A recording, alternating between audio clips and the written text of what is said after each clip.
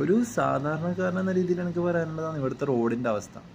നമ്മളൊരു ബൈക്ക് എടുത്ത് ഇറങ്ങിയാൽ നമുക്ക് മനസ്സിലാവും, നമ്മുടെ നടുവിൻ്റെ പരിപ്പ് ഇളക്കി തരും അങ്ങനത്തെ ഒരു റോഡാണ്. എത്ര മെല്ലെ പോയിട്ടും കാര്യമില്ല. ഇത് അധികൃതർ ശരിയാക്കേണ്ട സംഭവമാണ്. ഈ റോഡ് ഒന്ന് നീറ്റ് എത്ര ഇൻഫ്രാസ്ട്രക്ചർ നമുക്ക് മര്യാദയൊക്കെ ആക്കി തന്നൂടെ. നമ്മൾ ടാക്സ് കാര്യങ്ങളൊക്കെ അടക്കുന്നത് തന്നെയല്ലേ.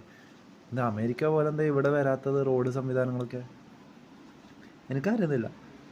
കേരളത്തിലെ ഭൂരിഭാഗം ചെറുപ്പക്കാരുടെ ഇപ്പോഴത്തെ അവസ്ഥയാണ് നടുവേദന.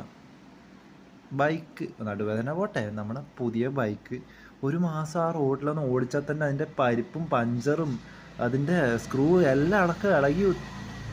നമുക്ക് സഹിക്കാൻ പറ്റുന്നില്ല ഇങ്ങനത്തെ ഒരു അവസ്ഥ. എത്ര എത്ര ശ്രദ്ധിച്ചു പോയിട്ട് ഒരു കാര്യമില്ല.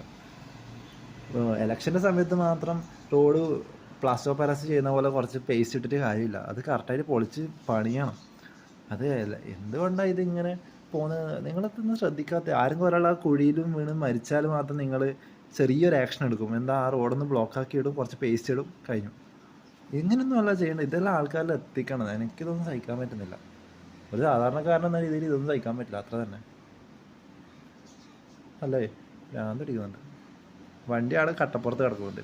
ദേഷ്യം വരുമോ?